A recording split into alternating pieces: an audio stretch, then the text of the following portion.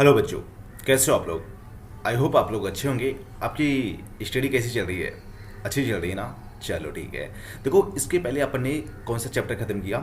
इसके पहले अपन ने अर्थमेटिक प्रोग्रेशन खत्म किया, ठीक है। तो आज का जो हमारा लेक्चर होने वाला है वो चैप्टर ट्रायंगल का होने वाला है, ठीक है। ये भी बहुत इंपॉर्टेंट क्वेश्चन है। तो इसको देखो, हम इसमें क्या क्या डिस्कस करने वाले हैं। हमारा ट्रायंगल का इंट्रोडक्शन होगा, सिमिलैरिटी होगा, उस पर कुछ क्वेश्चन सॉल्व करेंगे, और मोस्ट इंपॉर्टेंट थ्योरम है बीपीटी थ्योरम, ठीक है। तो ये हम करने वाले हैं यहाँ पर, ठीक है।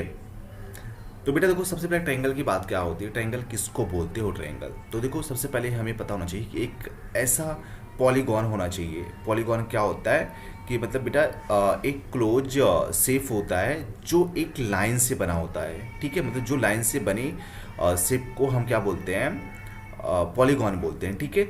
तो देखो बेटा, यहाँ पर ट्रायंगल होता है ना, अगर हमारे पास में एक पॉलीगॉन है, उसमें थ्री लाइन से जो क्लोज्ड शेप होगा ना, उसको हम ट्रायंगल बोलेंगे, ठीक है।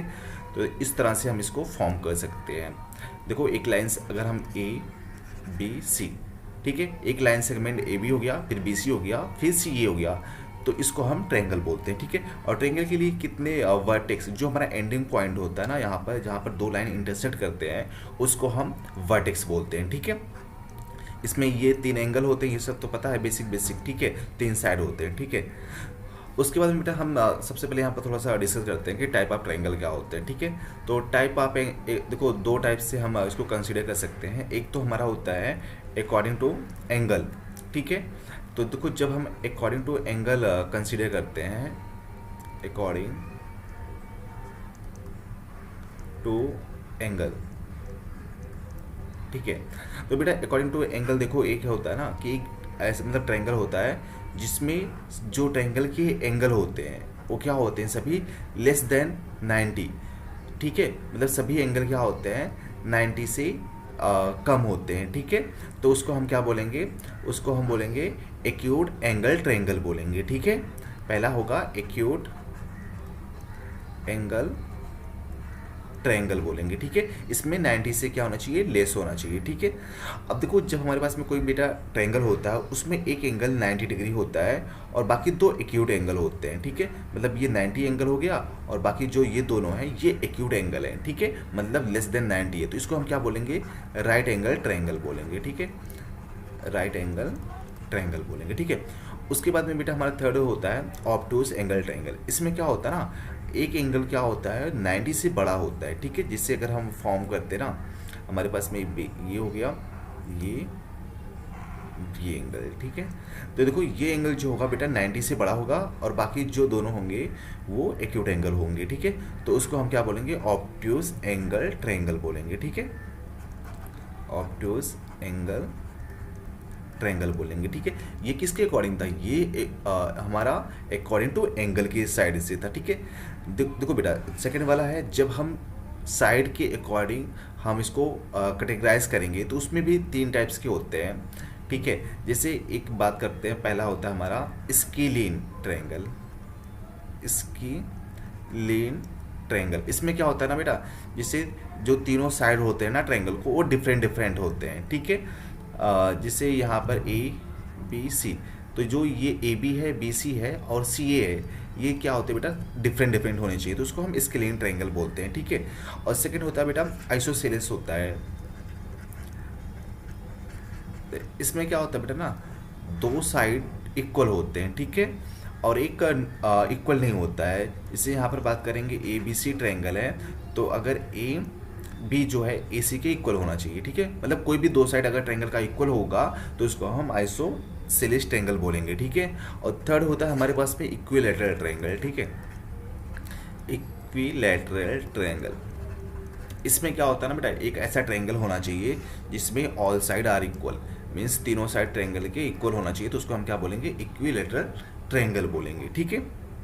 तो इतना कॉन्सेप्ट समझ में आया ना, फिर आगे बढ़ते हैं, ठीक है। अब बेटा यहाँ पर एक चीज़ आता है सिमिलर और कॉन्ग्रेंस क्या होता है, ठीक है। देखो, जब हम कोई भी चीज़ की बात करेंगे ना, तो वो सिमिलर, जैसे अगर आप यहाँ पर एक बोल सकते हो, ये एक सर्कल है, ठीक है, और एक सर्कल ये भी है, ठीक है। तो आप बोल सकते हो कि दोनों सर्कल यहाँ पर एक सिमिलर है। ठीक है। लेकिन जब बेटा हम कॉन्ग्रेंस की बात करते हैं ना, तो कॉन्ग्रेंस ये बोलता है कि दोनों सर्कल मतलब दो जो भी हम जिस चीज़ को कंपेयर कर रहे हैं ना, अगर वो सेम टू सेम इक्वल है, मतलब उस एकदम इक्वल है, ठीक है, तो उसको हम क्या बोलेंगे, कॉन्ग्रेंट बोलेंगे, ठीक है। जैसे अब जब सिमिलर के केस में बेटा क्या होता है ना कि आप मतलब उसके जैसा बोल सकते हो कि जैसे हमारे पास में कोई ऑब्जेक्ट है और दूसरा ऑब्जेक्ट भी उसके जैसा होना चाहिए, तो वहाँ पर हम सिमिलर बोल सकते हैं। और कॉन्ग्रेंट में क्या होता है ना बेटा कि जैसे सिमिलर तो होना चाहिए बट एकदम क्या होना चाहिए, जितना फर्स्ट वाला है सेम उसी साइज का सेकेंड वाला भी होना चाहिए, ठीक है, तो उसको हम कॉन्ग्रेंट बोल सकते हैं, ठीक है। ठीक है, तो देखो यहाँ पर जो हमारा बेसिक कंक्लूजन ये निकलता है कि that all congruent figure are similar but the similar figure not need not be congruent. मतलब बेटा जितने भी सिमिलर फिगर होते हैं, ठीक है, वो कॉन्ग्रुएंट मतलब यहाँ पर कॉन्ग्रुएंट नहीं हो सकते, ठीक है, सिमिलर फिगर। बट अगर हमारे पास में कॉन्ग्रुएंट है तो वो सिमिलर हो सकते हैं, ठीक है। तो इसका ये कॉन्सेप्ट है, ठीक है। अब जैसे इस पर एक क्वेश्चन सॉल्व कर लेते हैं। यहाँ पर बोला है कि यहाँ पर two polygons of the same number of the side are similar if first their corresponding angles are equal and their corresponding side are in the same ratio, ठीक है। देखो बेटा दो पॉलीगॉन सेम तब होंगे, ठीक है, या सिमिलर तब होंगे जब उनके करस्पॉन्डिंग जो एंगल होगा वो एंगल इक्वल होना चाहिए। और सेकंड कंडीशन ये है कि जो उनका साइड का रेशियो है, मतलब करस्पॉन्डिंग जो साइड है उनका रेशियो है, अगर वो सेम होता है तो वो हमारा जो ट्रायंगल होगा या जो पॉलीगॉन होगा वो सिमिलर होगा, ठीक है। तो देखो अगर हम एंगल डी की बात करते हैं, ठीक है, 85 है, और यहाँ पर एंगल एस भी 85 है, ठीक है। और एंगल ए की बात करते हैं तो 105 है, एंगल बी भी 105 है, और एंगल क्यू की बात करेंगे तो एंगल बी के इक्वल है, और एंगल आर जो है एंगल सी के इक्वल है। मतलब ऑल एंगल क्या हो रहे हैं, इक्वल हो रहे हैं, ठीक है। उसके बाद में बेटा जब हम साइड का रेशियो लेते हैं, ठीक है, अब जैसे देखो हम डी सी ले लेते हैं, डी सी, अब डी सी के करस्पॉन्डिंग कौन सा साइड होगा, ये हो जाएगा ना एस आर, एस आर ले लिया, कितना आया 2.4, डी सी की वैल्यू कितना 2.4 है, और इसकी कितना है 4.8 है, 4.8।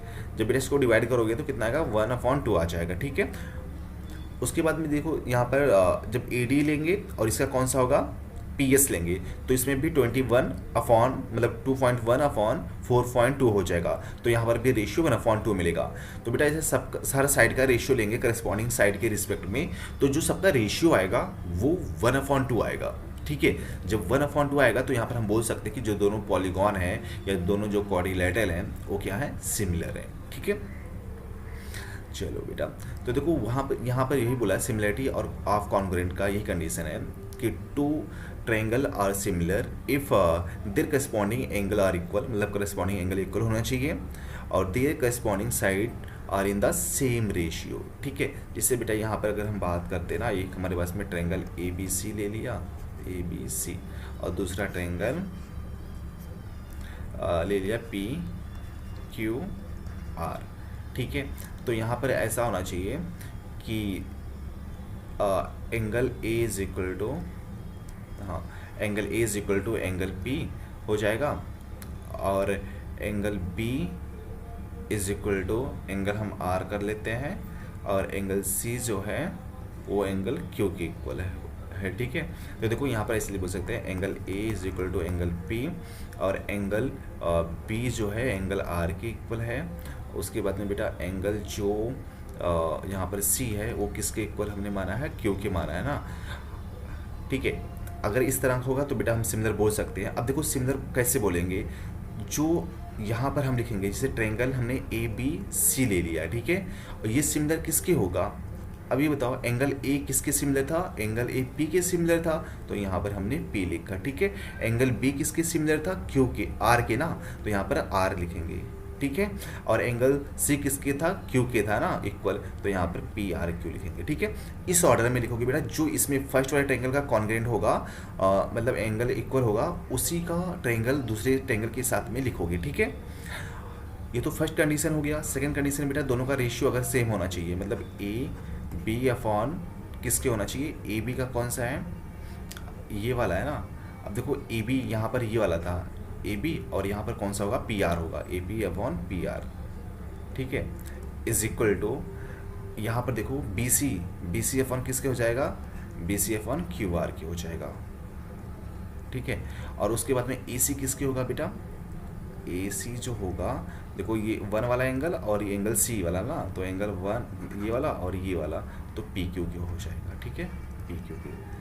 इस तरह से जब होगा तो बेटा तो हम यहाँ पर बोल सकते हैं कि जो हमारा ट्रायंगल है, triangle A B C similar triangle P R Q, ठीक है। चलो ठीक है, तो देखो मैंने ये वाला पूरा टॉपिक यहाँ पर डिस्कस कर दिया, तो सेम बात वही होगी बेटा जो मैंने यहाँ पर पूरा डिस्कस किया, ठीक है, फिगर बना के। ओके, अब यहाँ पर आप बता सकते हो कि एंगल कौन सा किसके इक्वल होगा। देखो ट्रायंगल जो हो जाएगा ए बी, अगर हम सी करते हैं, सिमिलर किसके हो जाएगा, एंगल ए के करस्पॉन्डिंग कौन सा है, डी है, तो यहाँ पर डी लिखोगे। और उसके बाद में एंगल बी के करस्पॉन्डिंग कौन है, ई है, तो यहाँ पर ई लिखोगे बेटा। और एंगल सी के करस्पॉन्डिंग कौन सा है, एंगल एफ है। तो ये दोनों ट्रायंगल क्या हो जाएंगे, सिमिलर हो जाएंगे, ठीक है। चलो देखो यहाँ पर मोस्ट इंपॉर्टेंट थ्योरम है बीपीटी थ्योरम, जिसको बोलते हैं basic proportionality theorem, BPT theorem. इसमें क्या होता है ना कि बेटा जैसे हमारे पास में एक ट्रायंगल है, यहाँ पर ये ट्रायंगल हो गया, ठीक है। देखो पहले इसका स्टेटमेंट देखो, if a line is drawn parallel to one side of a triangle to intersect the other two side in distinct point, the other two side are divided in the same ratio. मतलब बेटा अगर है कि जैसे हमारे पास में triangle है, इसमें दो साइड को ज्वाइन करने वाली जो लाइन होगी, ठीक है, यहाँ पर हमने लाइन ड्रॉ किया, दो साइड को ज्वाइन किया, मतलब अगर ट्रायंगल ए, ट्रायंगल बी और ट्रायंगल सी की बात करते हैं, ठीक है, दोनों को हमने ज्वाइन किया। और जो बेटा यहाँ पर ये साइड है, मतलब दो साइड को ज्वाइन करने वाला जो लाइन है, ठीक है, मतलब डी ई जो लाइन है वो पैरेलल है किसके, बी सी के पैरेलल है, ठीक है, ये हमें दिया है बी सी के पैरेलल है। तो बेटा ये जो डी ई लाइन होता है वो दोनों साइड को सेम रेशियो में डिवाइड करता है, ये हमें प्रूफ करना है, ठीक है। मतलब हमें ये प्रूफ करना है यहाँ पर कि जो ए डी होगा, मतलब A D upon D B डी या डी बी जो भी लिखो, is equal to A E upon E C, ठीक है, ये हमें प्रूफ करना है, ठीक है। तो देखो यहाँ पे इसको हम कैसे प्रूव करेंगे, इसमें थोड़ा सा हम कंस्ट्रक्शन करेंगे, ठीक है। कंस्ट्रक्शन ये करेंगे कि यहाँ पर हमने इसको ज्वाइन कर देते हैं, देखो इस तरह से हम इसको डी को ज्वाइन कर दिया और इसको ज्वाइन कर दिया ई डी ई को, ठीक है। सेम हमने साइड डी से यहाँ पर परपेंडिकुलर ड्रॉ किया, दैट इज पॉइंट पी कर लो, ठीक है, ये परपेंडिकुलर है, ठीक है। और यहाँ से हमने ए डी पर परपेंडिकुलर ड्रॉ किया, ठीक है, ये क्यू हो जाएगा, ठीक है। यहाँ पर सॉल्यूशन लिख सकते हो, ठीक है, या प्रूफ लिख सकते हो। देखो अगर हम इसका एरिया निकाल लेते हैं, एरिया किसका, ए डी ई का एरिया, तो यहाँ पर लिखोगे area of triangle A D ई, तो बेटा क्या होता है, half into base into height होता है। तो यहाँ पे लिखोगे हाफ इंटू बेस, बेस क्या हो जाएगा, ए डी बेस हो जाएगा, ए डी, और हाइट क्या हो जाएगा, हाइट जो होगा वो क्यू ई हो जाएगा, क्यू ई, ठीक है। और बेटा हम सेकेंड वाला एरिया निकालेंगे, सेकेंड एरिया किसका निकालेंगे, सेकेंड एरिया हम निकालेंगे इसका ट्रायंगल डी ई बी का निकालेंगे। तो यहाँ पे लिखोगे area of triangle D E B का, तो यहाँ पर भी half into base into height, तो हाफ हो जाएगा, बेस क्या हो जाएगा, बेस इसके लिए डी बी हो जाएगा, डी बी, ठीक है। और हाइट क्या हो जाएगा, देखो इस ट्रायंगल के लिए जब बात करते हैं डी ई, तो हाइट यहाँ पर भी क्या हो जाएगा, क्यू ई हो जाएगा, ठीक है। अब बेटा दोनों का रेशियो ले लेते हैं। देखो जब रेशियो लगोगे तो area of triangle A D E, sorry A D ई है, अपॉन एरिया ऑफ ट्रायंगल कौन सा हो जाएगा, ट्रायंगल डी ई बी के हो जाएगा, ठीक है। अब देखो यहाँ से जब दोनों को डिवाइड करेंगे बेटा, तो 1/2 से 1/2 कट जाएगा और क्यू ई से क्यू ई कट जाएगा, तो क्या मिल जाएगा, A D upon D B मिल जाएगा। ठीक है, सेम बेटा हमने इस साइड से लिया ना, इस बार हम उस साइड से लिखेंगे, मतलब एरिया ऑफ इसका निकालेंगे, ए डी ई का निकालेंगे, और एरिया ऑफ यहाँ पर ई डी सी का लिखेंगे। ठीक है, तो देखो जब एरिया ऑफ हम ट्रायंगल ए डी ई का लिखेंगे, फिर से area of triangle A D ई का लिखेंगे। ठीक है, तो ये किसके हो जाएगा, हाफ इंटू, देखो यहाँ पर अब इसके लिए बेस कौन सा हो जाएगा, ए ई होगा ना, तो यहाँ पर हम क्या लिखेंगे, बेस ए ई, और इंटू हाइट क्या हो जाएगा, हाइट इस बार डी पी हो जाएगा। ठीक है, तो यहाँ पर डी पी लिखेंगे। ठीक है, और उसके बाद में सेकंड वाले के लिए लिखेंगे बेटा एरिया ऑफ ट्रायंगल, कौन सा, triangle E D C, E D C, तो यहाँ पर भी हाफ इंटू बेस, बेस इस बार क्या हो जाएगा, देखो बेस हमारा ई सी हो जाएगा और हाइट डी पी हो जाएगा। ठीक है, तो यहाँ पर क्या हो जाएगा, ई सी और इंटू डी पी। ठीक है, जब फिर से इन दोनों को डिवाइड करेंगे बेटा, तो यहाँ पर लिखोगे area of A D E divide by area of triangle E D सी।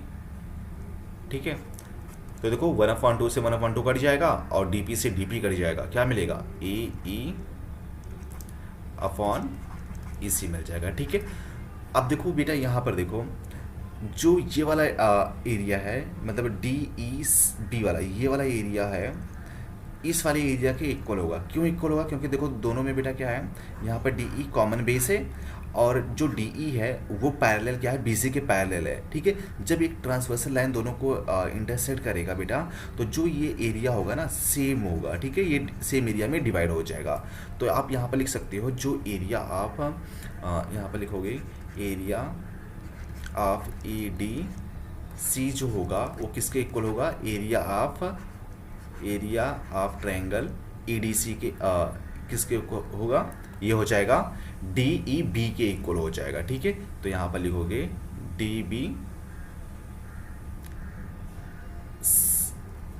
कौन सा था, D B D E B, हाँ डी बी ई। ठीक है, इसके इक्वल हो जाएगा। ठीक है, अब देखो यहाँ पर इक्वेशन 1 हो गया, ये 2 हो गया, और इसके पहले वाला जो था बेटा इक्वेशन 1 मान लो। ठीक है, ठीक है, अब देखो यहाँ पर जो डी ई बी है ये वाला, ठीक है, और यहाँ पर ये वाला, दोनों इक्वल है ना, तो यहाँ पर हमें क्या मिल जाएगा, यहाँ पर हम इसको चेंज कर सकते हैं। आप लिखोगे area of A D E upon, इसके प्लेस पे हम क्या लिख सकते हैं, इसके प्लेस पे हम लिख सकते हैं डी ई बी। ठीक है, area of triangle D E B, और ये किसके इक्वल है, this is equal to A E upon E C के इक्वल है।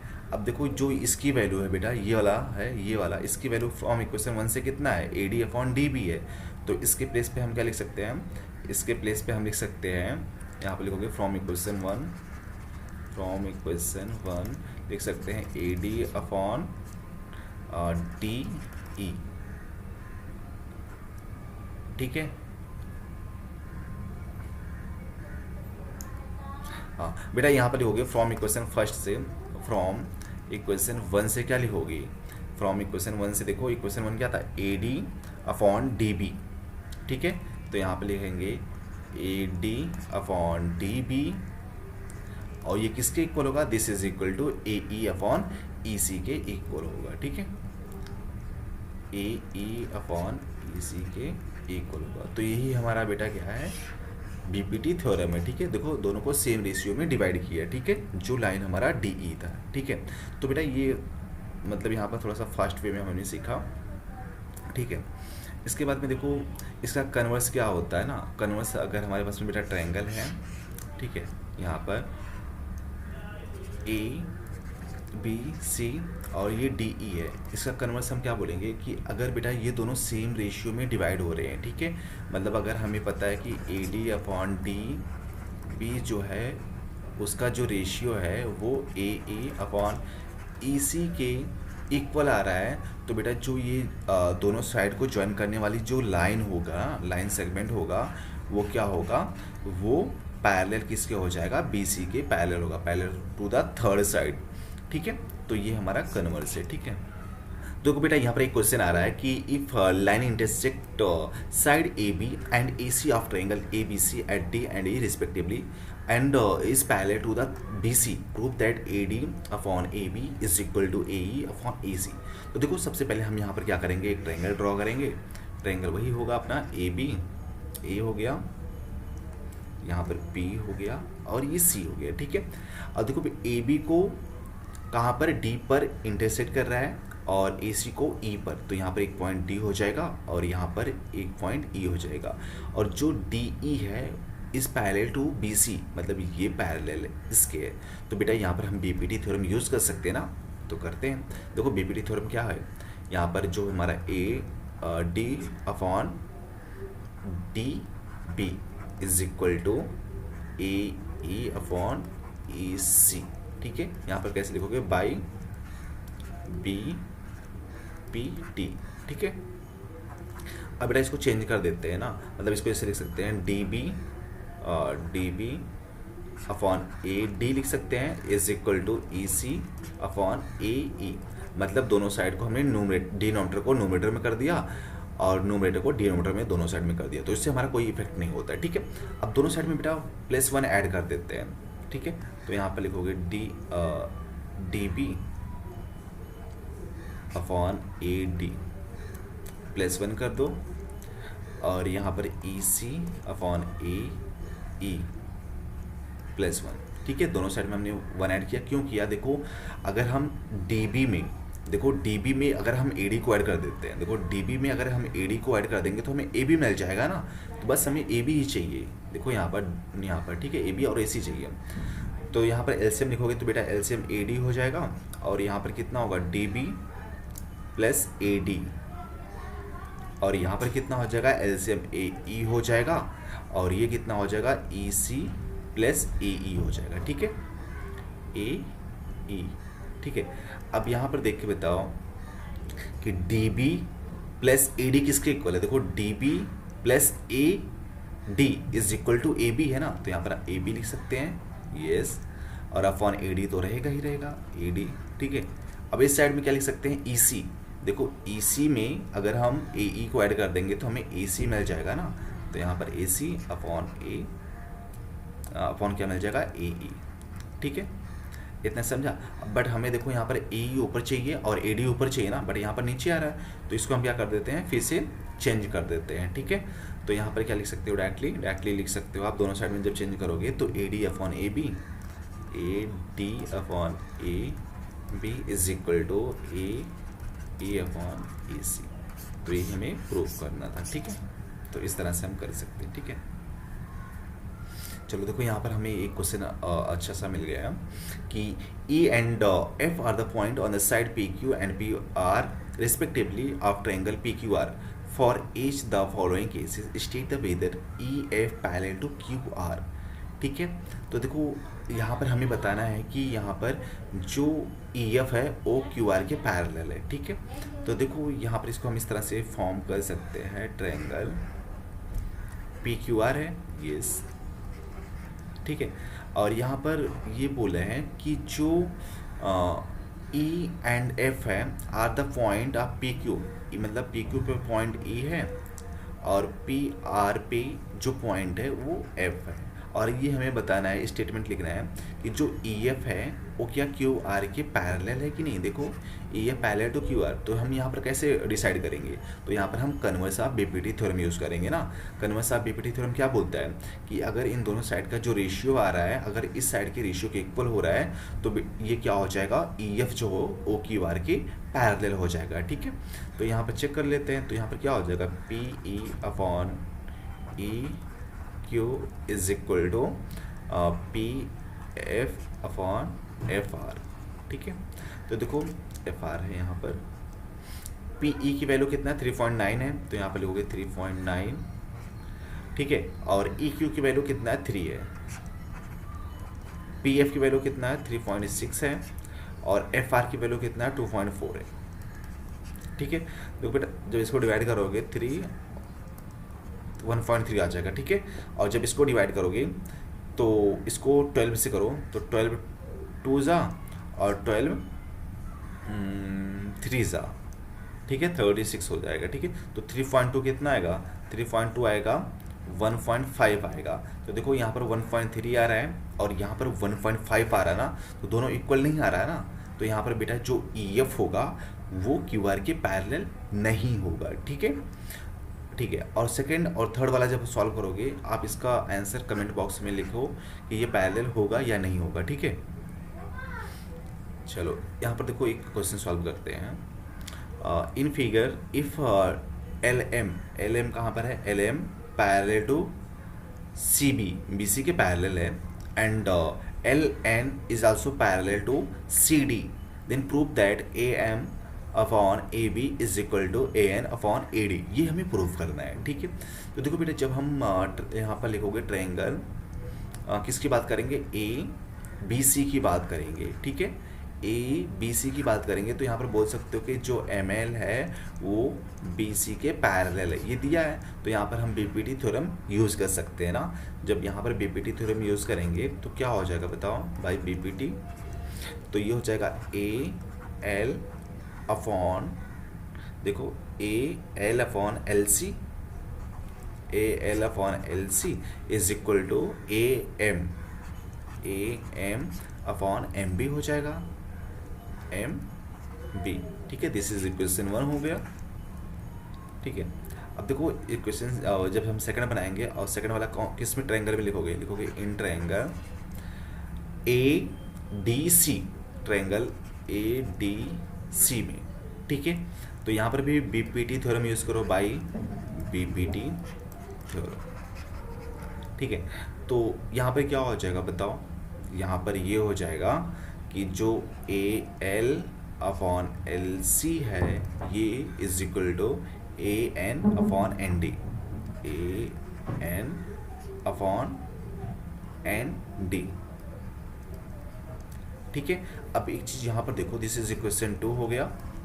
इक्वेशन 1 में AL अपॉन LC है और यहाँ पर भी AL अपॉन LC है।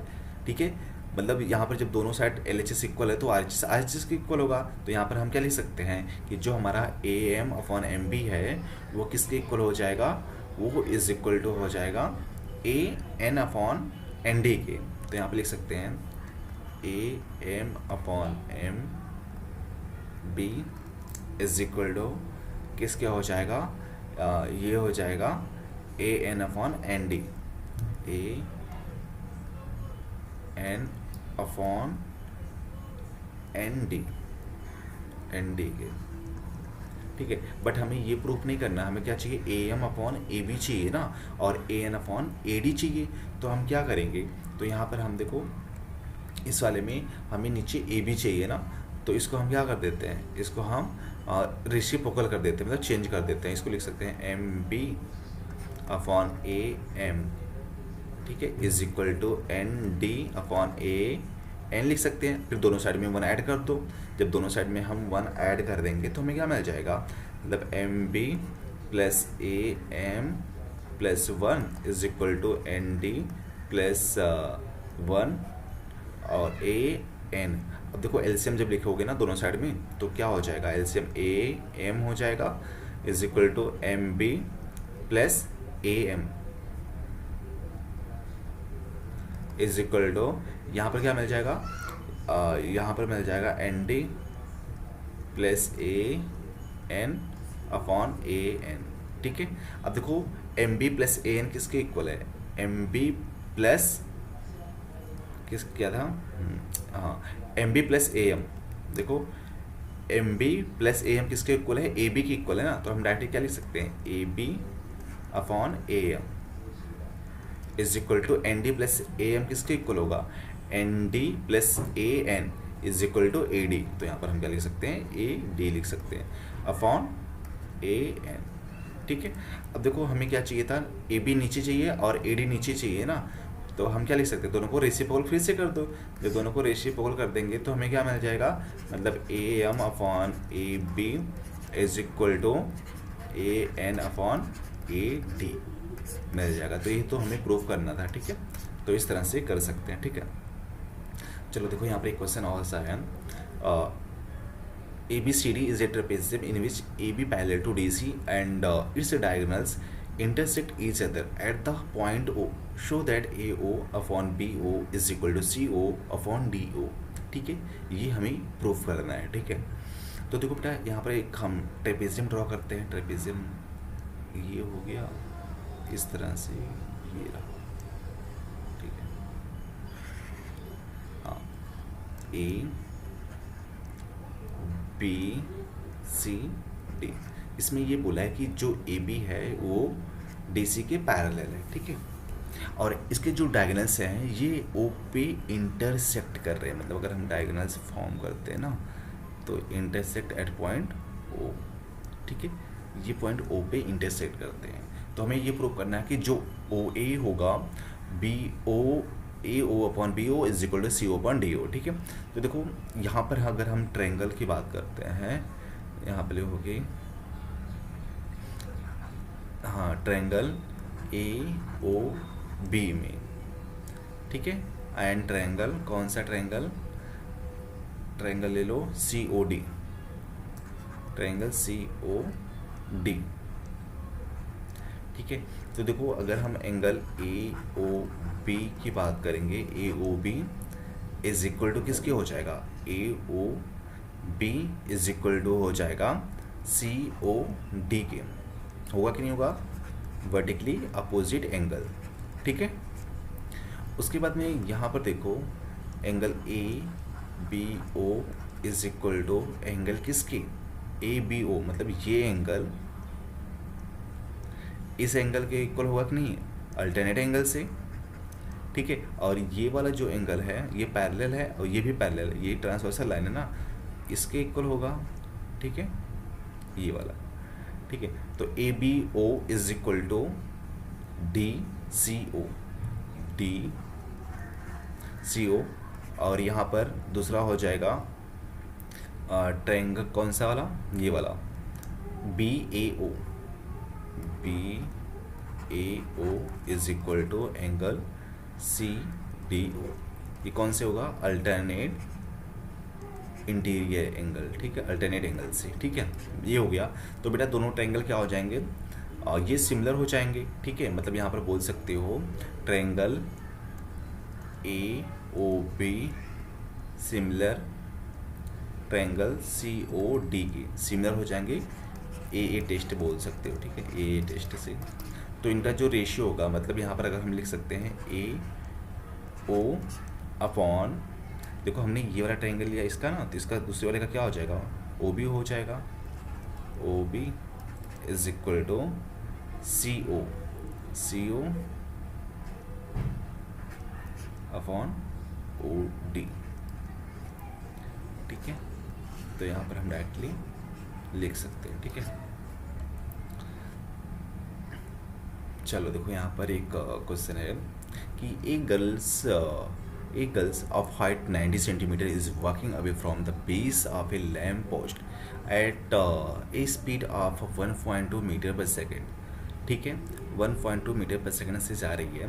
इफ द लैम्प इज कितना, 3.6 मीटर एबव द ग्राउंड, मतलब यहाँ पर ग्राउंड से कितना है, 3.6 मीटर है। ठीक है, find the length of the her shadow after 4 second. तो 4 सेकेंड के बाद में हमें उसका शैडो चाहिए। ठीक है, तो देखो यहाँ पर कैसे निकालेंगे, यहाँ पर देखो ये जो 90 सेंटीमीटर की लड़की है, ये बेस से मतलब 1.2 मीटर पर सेकंड से जा रही है ना, तो 4 सेकंड में वो कितना डिस्टेंस कवर करेगी।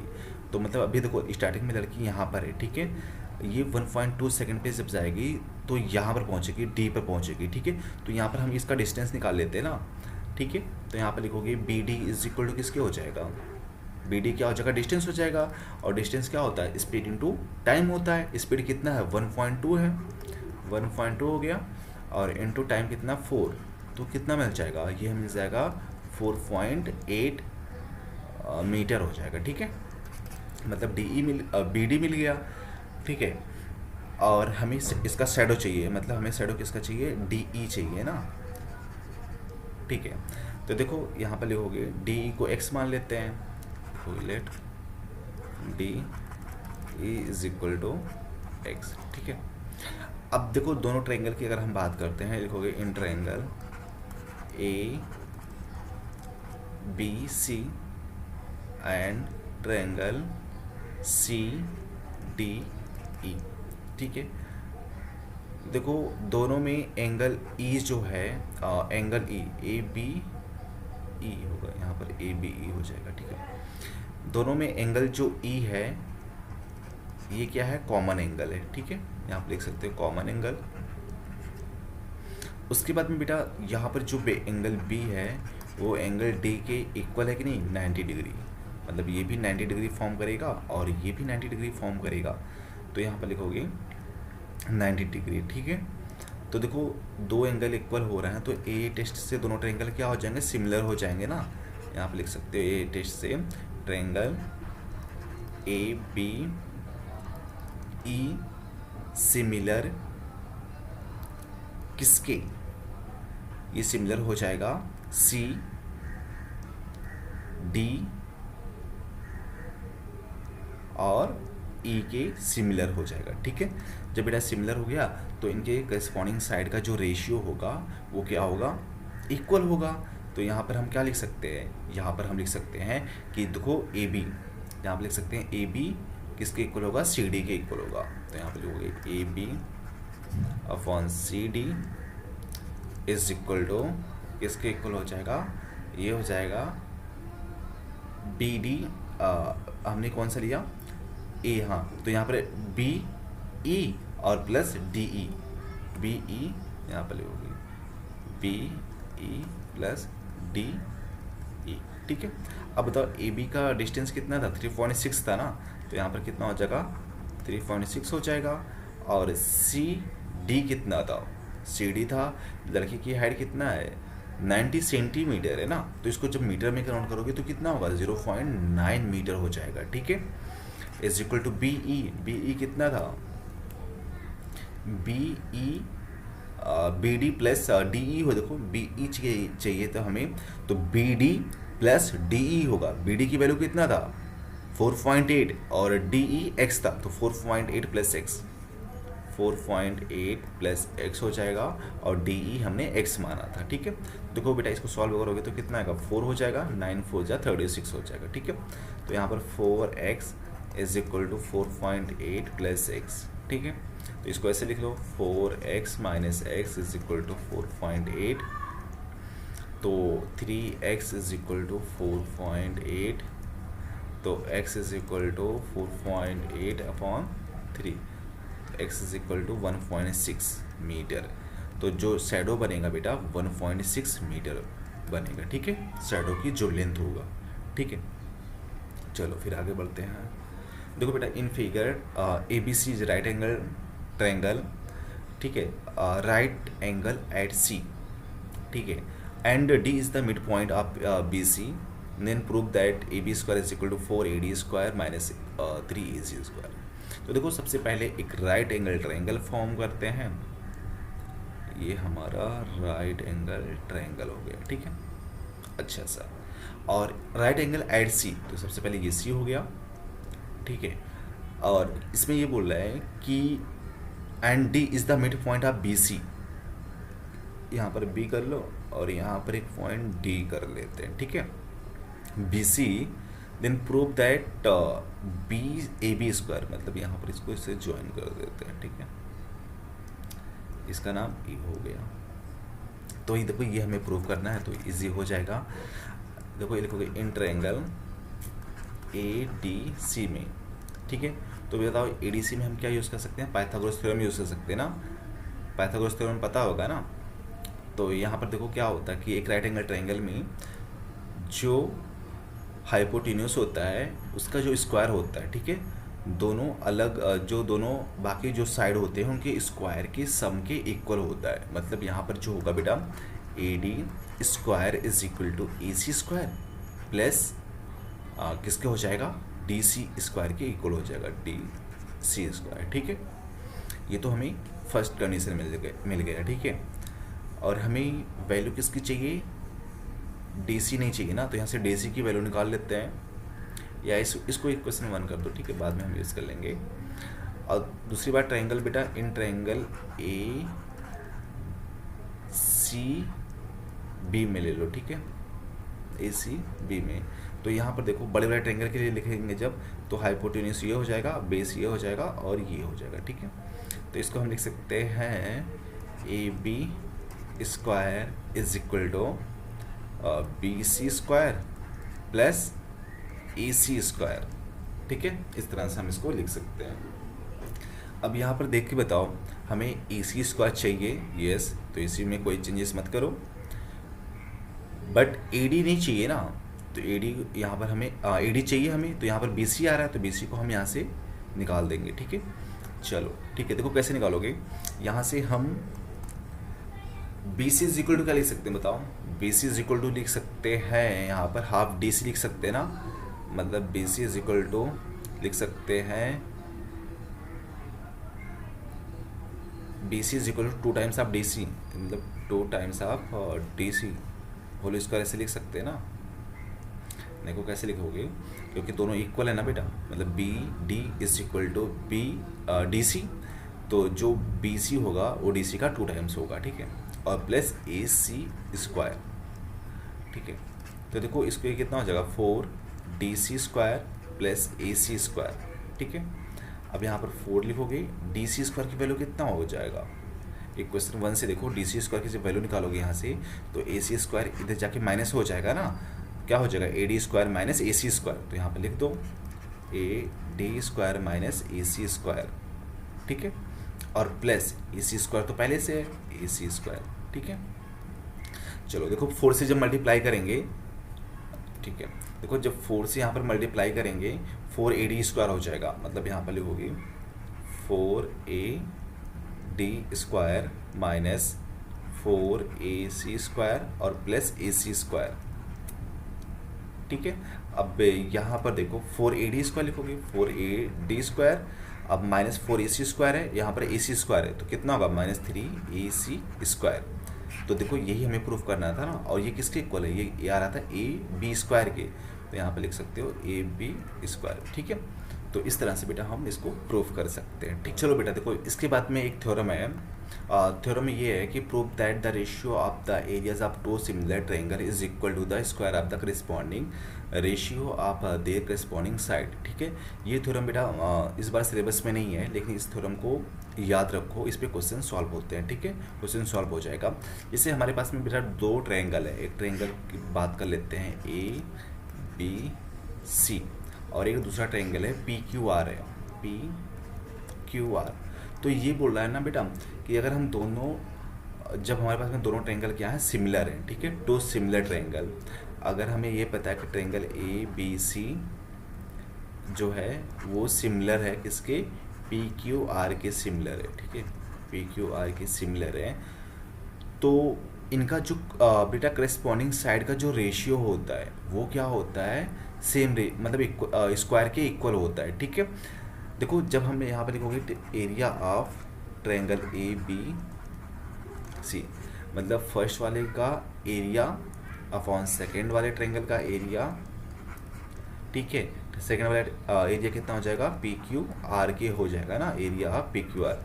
तो बेटा जो इनका जो एरियाज का रेशियो होता है ये करेस्पॉन्डिंग साइड के इक्वल होता है, मतलब करेस्पॉन्डिंग साइड के रेशियो के स्क्वायर के इक्वल होता है, ठीक है। जैसे हम यहाँ पर क्या लिखेंगे, ए बी स्क्वायर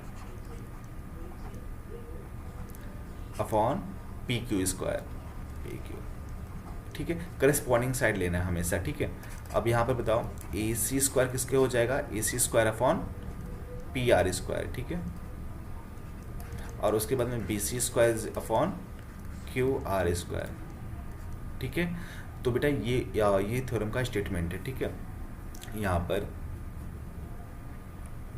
देखो इस पे एक क्वेश्चन सॉल्व कर लेते हैं। यहाँ पर क्वेश्चन है कि the areas of the 2 similar triangle are 81 centimetre square and 144 centimetre square, ठीक है। If the largest side of the triangle smaller triangle is 27 है, ठीक है। Find the largest side of the larger triangle, ठीक है, ये बोला है बेटा। तो देखो इसको हम कैसे निकालेंगे, यहाँ पर जैसे हमारे पास में 2 ट्रायंगल हमने कंसीडर कर लिया, ट्रायंगल ए बी सी, और दूसरा triangle P Q are consider कर लिया, ठीक है, पी क्यू आर। और यहाँ पर हम ये कंसिडर करते हैं जो पी वाला पी क्यू आर ट्रायंगल होगा ये लार्जर होगा और ये स्मॉलर होगा, ठीक है। मतलब इसका जो एरिया आ रहा है स्मॉलर वाले का 81 सेंटीमीटर स्क्वायर है और इसका कितना है 144 सेंटीमीटर स्क्वायर है, ठीक है, ठीक है। और यहाँ पर बोला कि largest side of the smaller triangle, smaller side का जो लार्जेस्ट साइड है वो कितना है 27 है। तो मतलब इसका बेटा कोई भी करस्पॉन्डिंग साइड हम 27 ले लेते हैं और जो इसका लार्जेस्ट साइड होगा लार्जेस्ट ट्रायंगल का उसका हम x मान लेते हैं, ठीक है। तो हमें इसके पहले वाला थ्योरम क्या पढ़ा था कि areas of ratio of areas of both triangle, मतलब यहाँ पर हो गई areas of triangle A B C upon areas of triangle किसके हो जाएगा triangle P Q R is equal to A B C वाले साइड का स्क्वायर कर लेते हैं, मतलब A P square upon P Q square, ठीक है। अब देखो ए बी सी का एरिया कितना दिया था 81, तो यहाँ पर 81 लिखेंगे अपॉन पी क्यू आर का कितना था 144, ठीक है, इज इक्वल टू इसको क्या हम ऐसे लिख सकते हैं क्या A B upon P Q का होल स्क्वायर, ठीक है। तो जब हम यहाँ से बेटा A B upon P Q की वैल्यू निकालेंगे तो ये कितना हो जाएगा, ये हो जाएगा अंडर रूट 81 अपॉन 144 हो जाएगा ना। अब बताओ 81 का स्क्वायर रूट कितना होता है 9 होता है और यहाँ पर 144 का 12 हो जाएगा ना। इसको थोड़ा सा और कट कर दो, 3 3 से 9, 3 4 जा तो कितना आया 3/4, मतलब ए पी ए बी था ना पहला वाला A B upon P Q is equal to 3/4, ठीक है। अब देखो ग्रेटर वाला साइड कौन सा था पी क्यू था ना, यहाँ पर ग्रेटर साइड कौन सा था पी क्यू था, हमने एक्स कंसिडर किया, ठीक है। यहाँ पर वैल्यू पुट कर देते हैं और ए बी की वैल्यू दिया है कितना है 27 है ना, देखो ए बी का वैल्यू कितना 27, तो पुट कर दो तो ये हो जाएगा 27 अपॉन पी क्यू मतलब एक्स इज इक्वल टू 3/4, ठीक है। जब यहाँ से x की वैल्यू निकालेंगे तो x की वैल्यू कितना हो जाएगा x इज इक्वल टू हो जाएगा 27 इंटू 4, 27 इंटू 4 अपॉन 3, तो 3 9 जा 27, 9 इंटू 4 कितना हो गया 36 सेंटीमीटर। तो बेटा ग्रेटर वाले जो ट्रायंगल है उसका जो ग्रेटर साइड है वो कितना हो गया वो 36 सेंटीमीटर हो गया, ठीक है।